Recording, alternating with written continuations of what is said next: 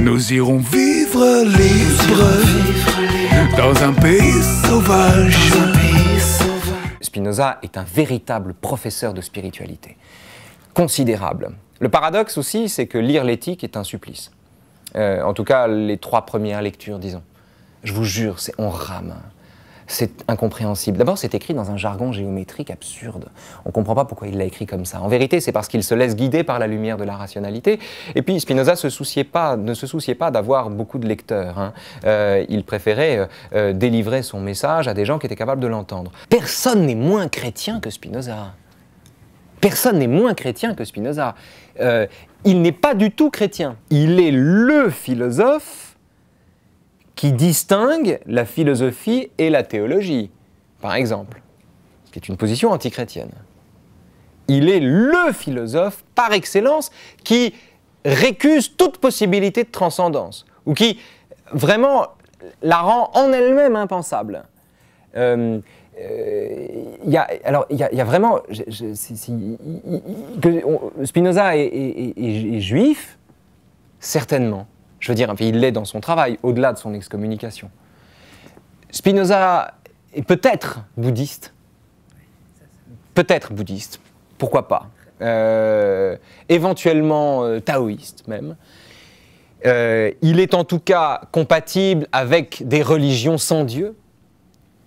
Mais il n'y a vraiment pas, il n'y a pas un atome de christianisme dans Spinoza. Il me semble en tout cas. Spinoza n'est pas athée dans la mesure où l'athéisme est une religion. Et de ce point de vue, Spinoza ne peut pas être athée, puisque Spinoza n'appartient à aucune religion. Il est d'origine juive, mais ça s'arrête là. Spinoza n'est pas athée pour la raison simple qu'il ne croit pas. Et il ne croit pas, il ne croit pas. Voilà, c'est quelqu'un qui ne croit pas. Alors il ne croit pas ce qu'on veut, et surtout il ne croit pas en Dieu.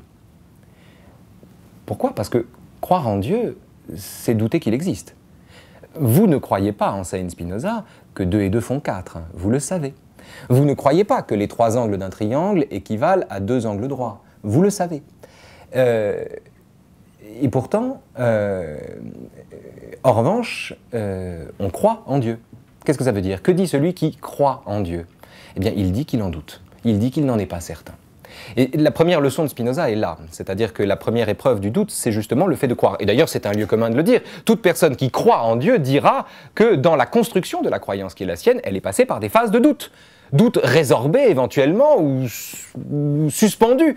Néanmoins, la condition de la croyance, c'est le doute. L'écosystème de la croyance, c'est le doute. Or, Spinoza n'est pas dans le doute à cet égard. Il n'est pas dans le doute à cet égard. Pourquoi? Parce que le Dieu auquel il ne croit pas, mais dont il connaît l'existence, dont il sait l'existence, dont l'existence est aussi certaine que tout ce qui existe, eh bien, c'est tout simplement tout ce qui existe. Le Dieu de Spinoza, c'est tout ce qui existe. Le Dieu de Spinoza n'est pas séparable de ses créatures à la façon d'un Dieu transcendant qui donnerait le jour au monde d'une pichenette et qui ensuite laisserait le monde se débrouiller avec lui-même ou lui faire le procès de l'existence qu'il n'a pas demandé ou bien lui reprocher le mal qui s'y trouve. Non, le Dieu de Spinoza est contemporain du monde. Il crée le monde comme il se crée lui-même. Parler de la nature, c'est parler de Dieu. Parler de l'existence elle-même, c'est parler de Dieu. Alors, c'est intéressant parce que Spinoza reprend pour démontrer l'existence de Dieu un argument très classique qu'on a appelé l'argument ontologique, c'est-à-dire que Dieu est parfait.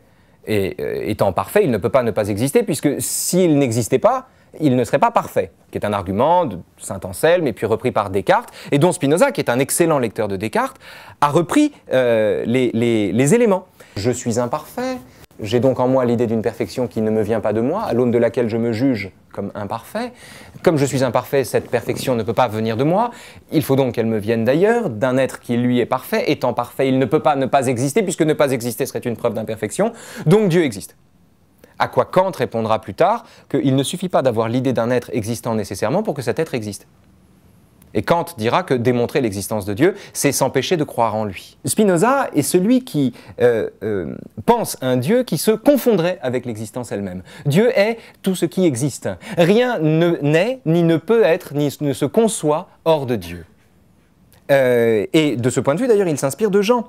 Hein, la phrase exacte, je fais attention, Nous sommes en Dieu et Dieu est en nous. Ça, tout Spinoza est là. Nous sommes en Dieu et Dieu est en nous. Spinoza dira que nous sommes des parties de l'entendement infini de Dieu. Nous ne sommes pas séparables de Dieu. Nous ne sommes pas créés par Dieu. Ou plus exactement, nous faisons partie du Dieu qui nous crée. Dieu se crée lui-même en nous créant. Selon des modalités qui sont différentes évidemment, mais puisque nous sommes des êtres finis et que Dieu est infini. Néanmoins, nous faisons partie de l'entendement infini de Dieu.